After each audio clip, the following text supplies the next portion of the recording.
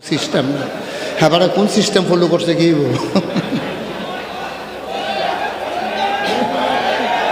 হ্যাঁ না না তোমরা যত সেইটা কইতাম এটা কইতাম না না না না না বয়স্ক কইতাম ফারাম বয়স্ক সেইটা কখন যেত না।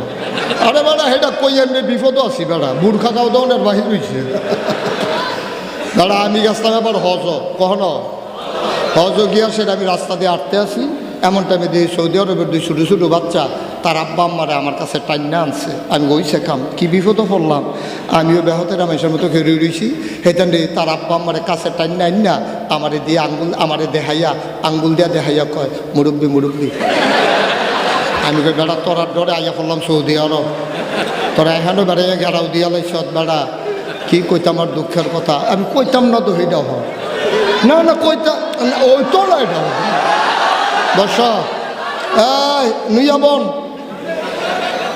আরো সিফান দিয়া নিচের ফেলবন এটা আমার ফর্মুলা অ্যাপ্লাই করতে আছে মোবাইলে কথা কয়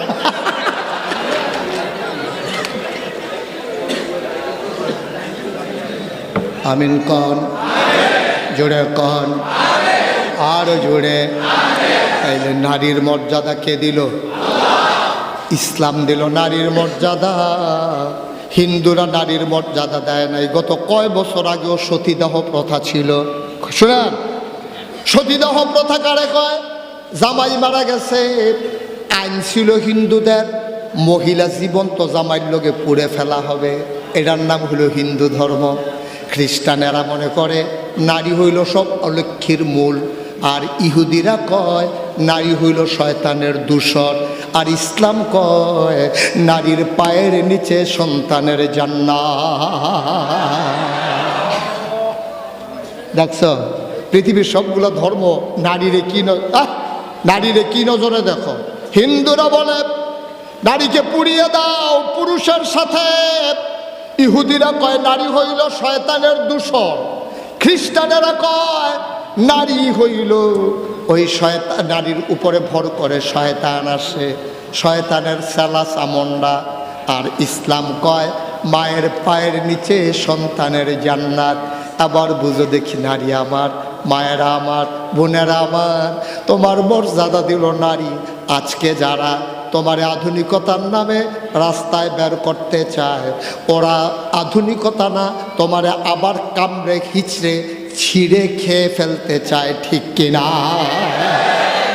ওরা নারীর ইজ্জত আবরু ধ্বংস করে দিতে চায় আমরা বলি না মা তুমি পর্দার ভেতরে থেকে তুমি সব করবা তুমি চাকরি করবা তুমি ব্যবসা করবা আম্মাজান খাদিজা ছিলেন বড় ব্যবসায়ী কই উনি তো বেপর্দা হওয়া লাগে নাই গো আম্মা তুমিও ব্যবসা করো তুমিও চাকরি করো তুমিও যা মন চায় তা করো তবে বেপর্দা হইয়া না পর্দার ভিতরে নারীর আলাদা জায়গা করে দিতে হবে যেখানে নারী পূর্ণ নিরাপত্তার সাথে তার কাজ করবে ঠিক কিনা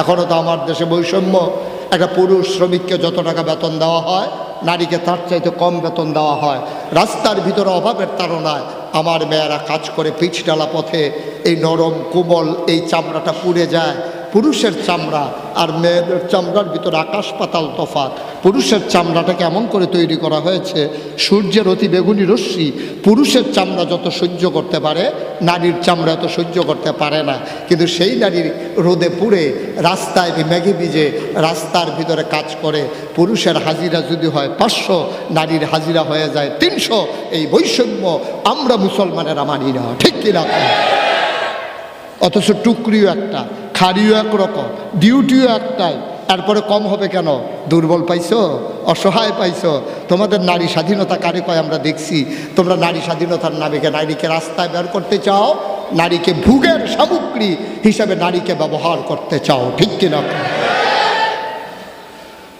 আল্লাহর নবী কি মর্যাদা দিলেন নারীর গভীর মনোযোগ মন দিয়ে শোনো সব মাহফিল এক মাহফিল মনে কইরো না 36 বছর মুশতাক ফৈজি মাহফিল করে দেশে দেশের বাইরে মাহফিলেও কদম দিলে মাহফিলের ওজন বুঝি রে আব্বা আজকের মাহফিলে কদম দিয়া মন সাক্ষী দিয়েছে তোমাদের মাহফিল আমার আল্লাহ কবুল করে নিয়েছে এই কবুল হওয়া মাহফিলে একটা লোক নড়বা না, একটা লোক উঠবা না। শুনে যাও আমার নবী কেমন করে মায়ের ইজ্জত দিলেন। মক্কা মদিনায় বৃষ্টি হয় না, জমিনে ফসল নাই, খেজুরগুলো একেবারে ছোট থাকতে থাকতে ঝরে ঝরে পড়ে যায়, অভাব দেখা দিল, চুলায় আগুন জ্বলে না। মদিনার মানুষগুলোর বড় অভাব, মায়েদের বুক শুকিয়ে গেছে, বাচ্চারা বুকের মাঝে দুধ পায় না। আল্লাহর নবী ঘোষণা দিলেন, যার কাছে যা আছে নিয়ে আসো। সাহাবায়ে কেরাম কেউ ওট আনলেন, কেউ দুম্বা আনলেন, জব হয়ে গেল। আল্লাহর নবী ভাগ বসালেন, মহিলারা পুরুষেরা লাইন ধরে দাঁড়িয়ে গেল, অসহায় মানুষেরা। আল্লাহর নবী একজন একজন করে মানুষ আসে, আল্লাহর নবী ভাগগুলা মানুষের পটলার ভিতরে উঠাই দেয়।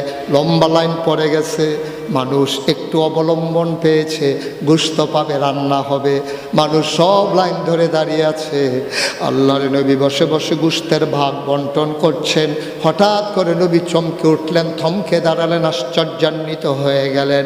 সামনের দিকে তাকায়া দেখে বৃদ্ধা একটা মহিলা লাঠিতে ভর দিয়া, গোচা হইয়া, বাঁকা হইয়া লাইনে। ছেলেটার বসা যান তো ভাই, দয়া করে একটু বসেন। এই যে ভাই, এই যে কথা শুনে না, আপনি আসেন। এই যে ভাই গেছেন, আমি আপনারা বলছি, আপনি আসেন। অসংখ্য ধন্যবাদ। এই যে বসাল, সো জেন্টেল, ভদ্র একটা। এখনো না যেহেন তুইটা গেছিলেন, হ্যাঁ আইন মাসা জায়গাটা মনে আসেনি, জায়গা মতো মাসাল্লাহকে থিতাই রাখছে রে। আর উঠেন না, এখন আমরা দোয়া করব, তো দোয়াটা ফেলে যাওয়া ঠিক হবে না। এই কনকনে ঠান্ডার মাঝে আপনি কত শীত বস্ত্র পরেছেন, আপনার খেয়াল আছে? আপনার মা কি পরে ঘুম পাড়াইছিলেন? আপনার আব্বাকে আপনি কবরে কি পড়াইয়া ঘুম পাড়াইছিলেন? মাত্র 3টা মার্কিন কাপড়, মাত্র 3টা মার্কিন কাপড় পরাইয়া মাটির কবরে শোয়াই দিলেন। এই কনকনে ঠান্ডার মাঝে একবারও গিয়ে জিজ্ঞেস করলেন না, আব্বা ও আব্বা, আব্বা আব্বা আব্বা, বাংলাদেশের সাংঘাতিক শীত, আব্বা আপনি কবরে কেমনে ঘুমান? একবার জিজ্ঞেস করলেন না? দোয়া করবেন তাও পারেন না, উঠে যান। না না না, এত বেইনসাফি ঠিক না আব্বা। বাবার রেখে যাওয়া জমিন চাষ করে খাও, বাবার উঠানো ঘরের ভেতরে ঘুমাও, বাবার কবরে শুয়াইয়া কেমনে রে কেমনে হাঁটতে হাঁটতে বাড়ির দিকে চলে যাও।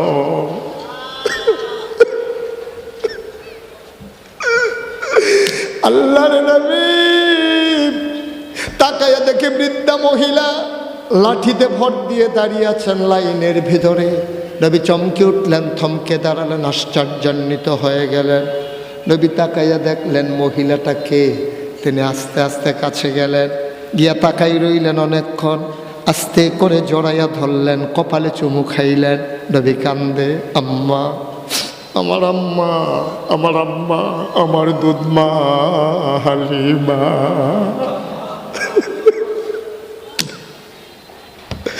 আমার আম্মা, আমার আম্মা, মা,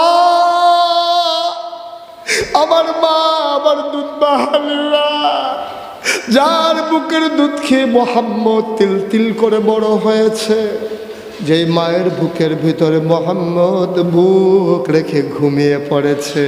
আমার মা, আমার মা, আমার মা। আল্লাহর নবী ধরে ধরে মজলিসের মাঝে আনলেন, গায়ের চাদরটা বিছাই দিলেন। আমার নবীজির দুধমা হালিমাতুস সাদিয়া বসে পড়লেন। সাহাবারা একজন আরেকজনের দিকে তাকায়, আহারে আহারে, কোন মহিলা কত বড় কলিজা, দুজাহানের বাদশা নবীর চাদরে বসে গেল। আল্লাহর নবী বুঝলেন সাহাবারা কি জানতে চায়।